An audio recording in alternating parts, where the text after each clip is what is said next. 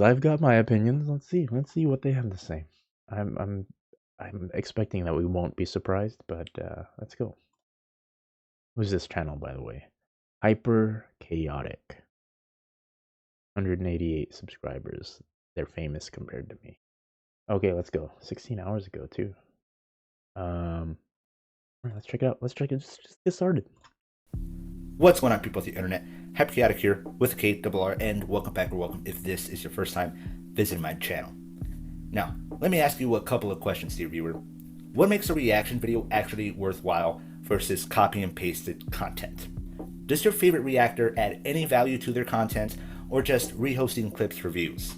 Why do some reactors get praised for it, while others get accused of stealing from other creators? As a casual reaction content enjoyer, I've been pondering these questions for a while, and I think I finally found some answers. You might wonder why I'm even asking. Well, lately there's been a surge of online discourse around reaction videos. Some people love them, others hate them, and very few seem to land in the middle. It's usually Okay, I already have shit to fucking say. One, it's like, oh, man, I don't like how long these freaking videos are sometimes. But anyways, let's break this down piece by piece. One, right? It was talking about like, are they actually adding to the content, or are they just rehosting for views, right? That shit kind of annoys me because every once in a while, I'm trying to get off of Instagram, but sometimes you just open it up and then you get hooked, right? So I see some funny shit on Instagram sometimes, right? And I'm like, I like this. I want to see more of this freaking whatever it is, right? And I realize, oh, some fucker just reposted this, so I don't know where or how to find the original freaking thing, right? That shit's fucking annoying because, like, dude, that was good. And I could say, like, I appreciate that you reposted that so that I could see it. Now I know it exists, right? Maybe I wouldn't have seen the original, but freaking link back to it, right? Like, for example, this video alone. Boom. Check this guy out. If you guys like this video while we're watching it together, we can check out this guy's shit. It's that simple. And I'll get more onto that concept later because I've got other things to say on this topic, and that's why I wanted to start with this video. All right, let's go. reaction content answers. Surge of online, very few seem to land in the middle. It's usually The other thing. People that hate reaction content, right? The people that are freaking talking about how they fucking hate that content are fucking reacting. All right, let's go. one extreme or the other. Critics often argue that reaction content is nothing more than copyright infringement. Personally, I disagree, especially when commentary and fair use comes into play. Of course, fair use in the context of reaction videos is a legal gray area. It's not black and white, and the boundaries are often blurry. But the ambiguity suggests that there's sometimes room black for and white. interpretation. When done right, reaction content can be transformative, insightful, and Well, it's legally supposed to be defensible. these things. So how can someone actually do reaction content the right way? And just as importantly, how can it go wrong? If there's a right way to do it, that means there's a wrong way to do it. And trust me, there is a wrong way to do it. That's exactly what we're diving into today. I'll walk you through what makes reaction content work and what makes it fall flat, by comparing a creator who nails it with a couple who, well, don't. I'll break down Which the do's category and shall I don'ts fall into? of reaction content once and for all. Now, before we dive in, I need to cover a couple of quick points. First, when I talk about reaction content, I'm referring to both pre-recorded videos and live streams. That said, this video will lean more toward live streams since our examples come from that space. I also touch on how reaction styles differ between the two formats. Second, I know some might disagree with my choice of the creator who does it right, especially I already know who it is. I mean, politics you guys didn't see the thumbnail. It's Asmongold.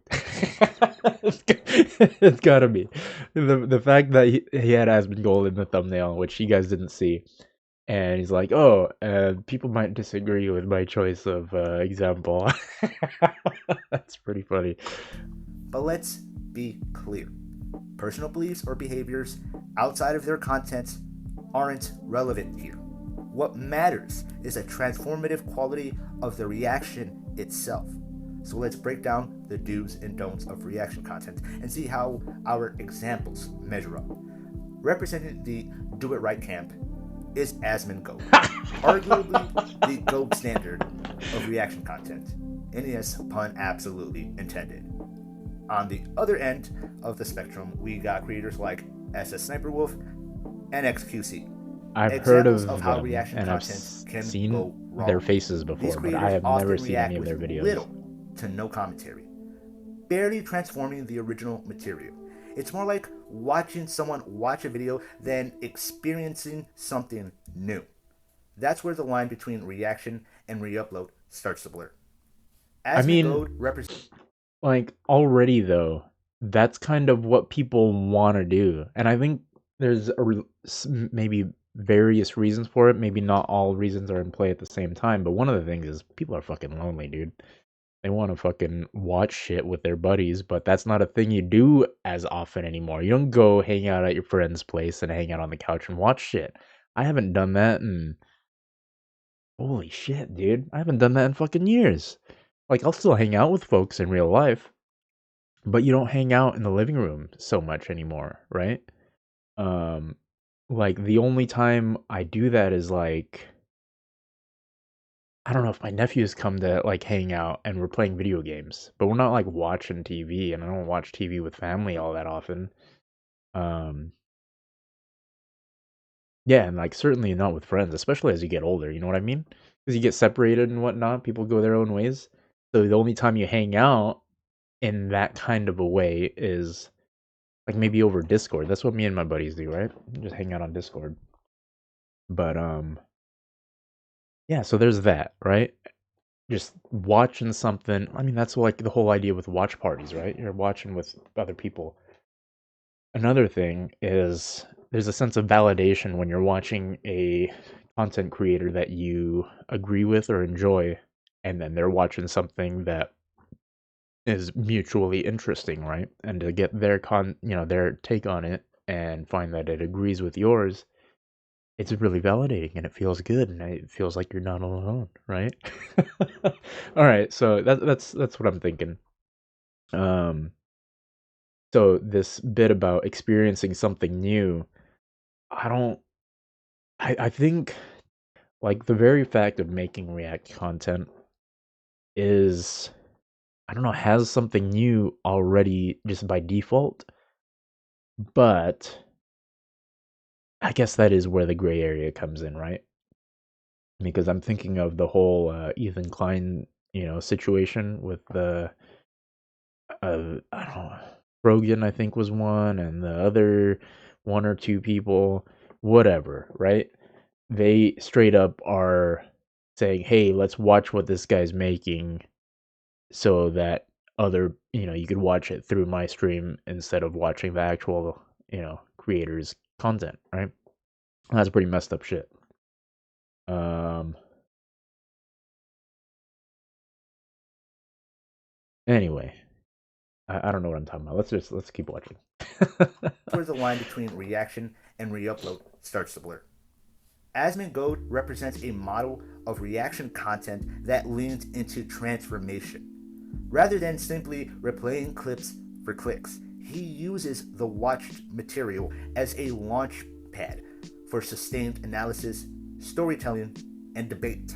Okay, His yeah. Actually, reactions feel so like I'll a I'll admit I watch conversation. Asmongold, He interprets and the this clips, is exactly why I reads into enjoy broader his trends, and content. reacts in ways that only his audience expects from him. That makes the output distinctively new work. Viewers tune in for his perspective, not just to reconsume the original video. So this is actually one of the things I really like about reaction content. And frankly, I would call um game streamers like the very first ones I started watching was like Markiplier back in the day, right? And I would call that react content because you're playing a game that wasn't what you created and you're reacting to the gameplay of it, right? It's a bit different, I suppose, from watching a video that somebody else made and then you react to it, but I don't think it's that different. Um, yeah, so I don't know. What am I getting at? Oh, so the reason why I want to make React content is because I've noticed that some of my takes are a bit different from what I've been like seeing on other things. And also, some of the folks that I like to watch, they don't necessarily watch all the same things that I like to watch. So it's like, dude, if no one's reacting to this stuff that I want someone to react to, I'll react to the stuff I want somebody to react to, right? Does that make sense? All right, let's go. By contrast, many high profile examples of reaction content have drawn criticism for trimming and reposting others' work with Oh, sorry. minimal commentary. When reactors upload large portion of someone else's work, use thumbnails that emphasize the original creator subject, and offer little tagging or linking back, the upload functions more like content rehosting than transformation. This pattern amplifies the original while diverting ad revenue and views toward the reactor, creating ethical and legal tensions. Actually, so yeah, I'm in complete agreement with that. I mean, it's like what I was saying about the whole thing on Instagram, where I'm seeing some cool clips or whatever that I really enjoy, and then it turns out like, oh, this motherfucker is just an account that reposts other people's shit. And it's like, I feel like to some extent, that's not that big of a problem as long as they link to the original stuff, because it's like, hey, I'm glad you exist so that I can find the content I'm looking for, right? You could think of it as like a news aggregate site, right? It's like they collect all the stuff that other news sources are reporting on, but it's like, hey, these guys collect the things that I want to find, right? And so I'm able to find things that I wouldn't have seen otherwise.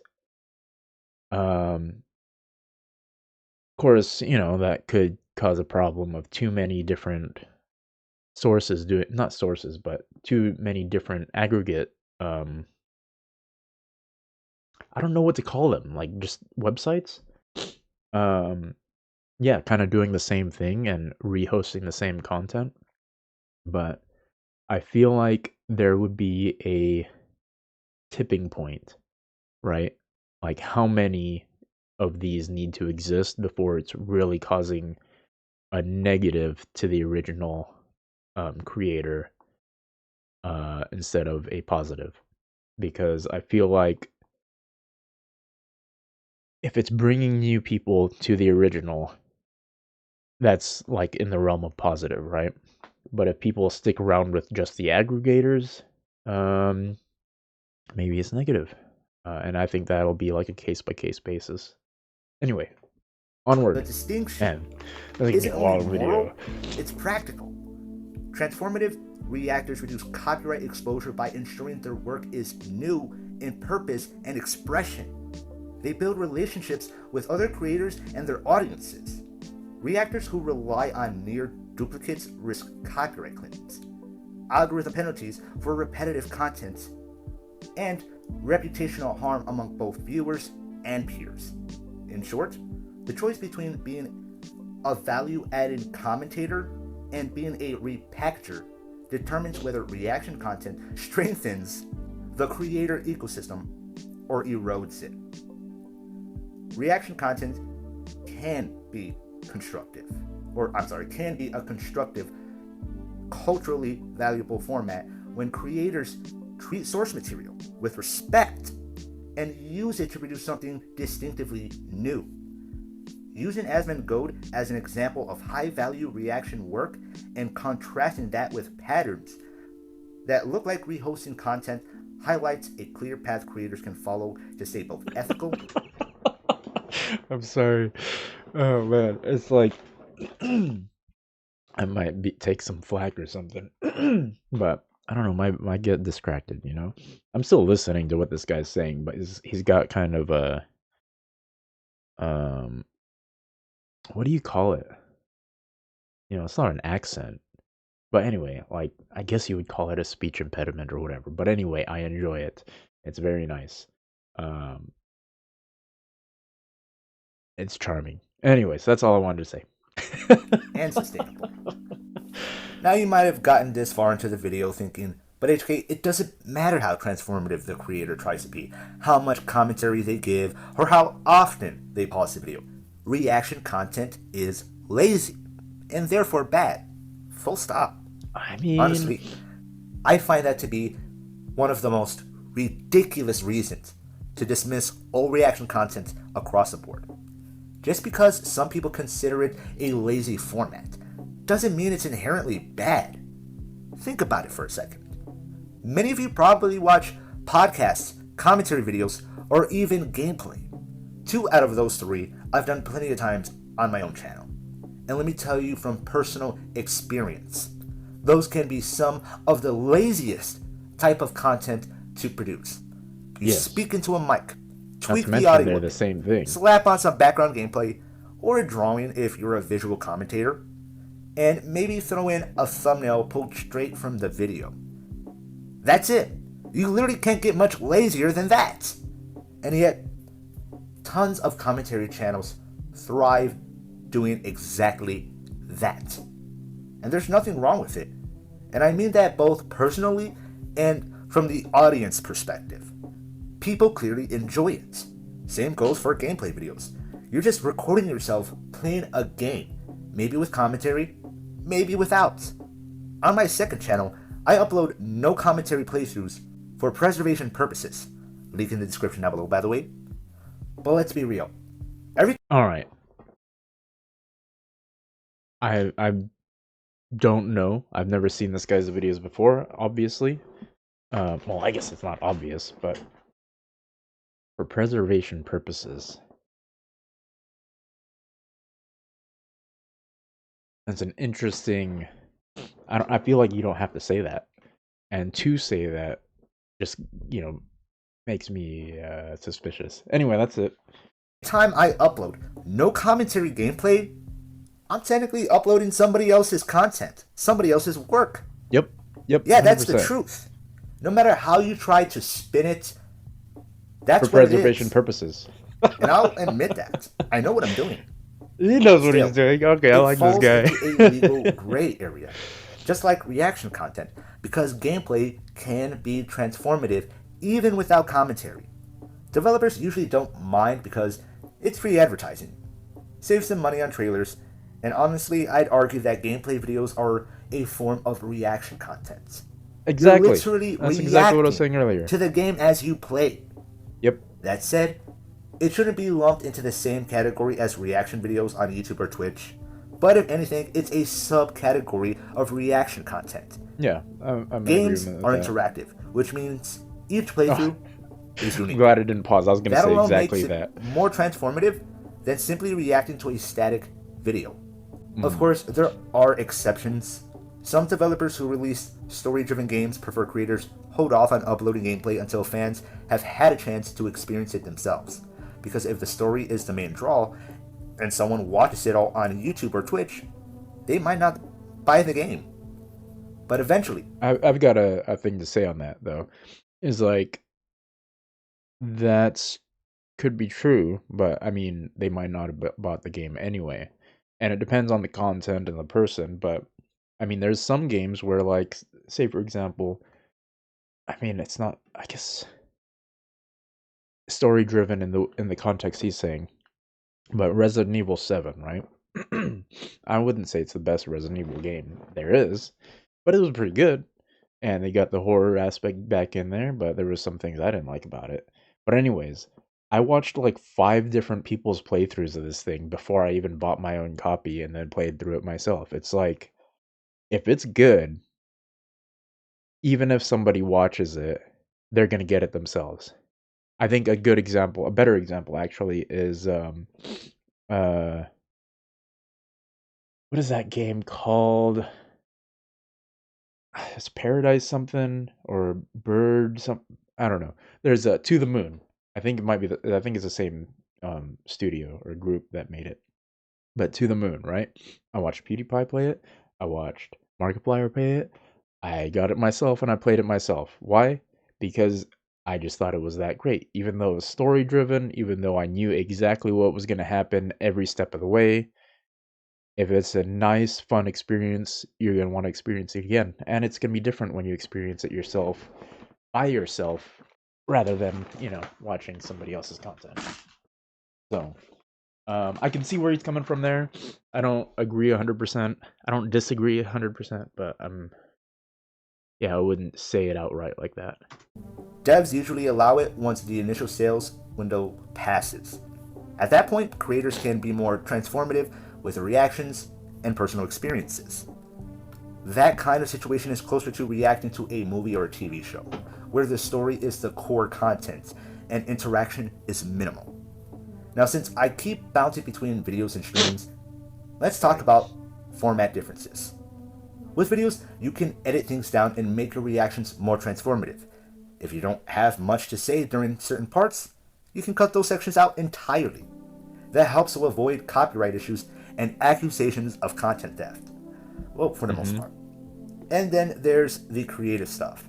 Gun sync videos, music videos using game footage, asset breakdowns, lore analysis, commentary with gameplay in the background, even if the commentary isn't about the game itself. I do that all the time. I throw gameplay in the background just to give viewers something to look at while I talk. Some people just listen like it's a podcast, but others appreciate the visuals.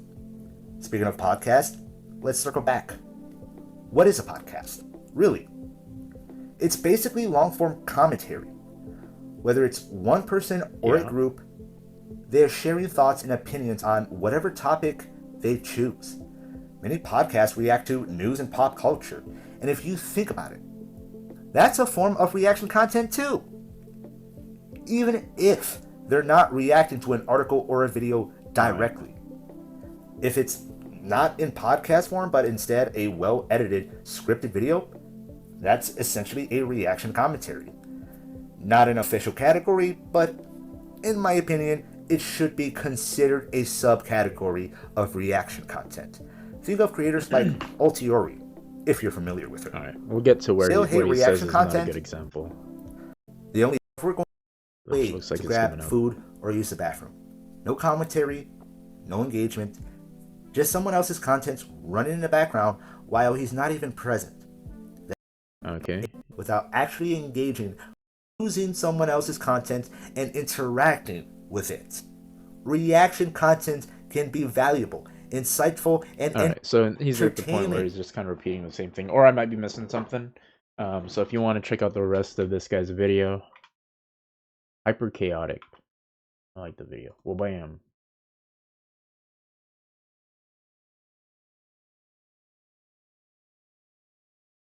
Let's check out his stuff here. YouTube's A/B testing is not what viewers think. Interesting. I don't know what that means. I'm assuming it has to do with the titles of videos. Changing.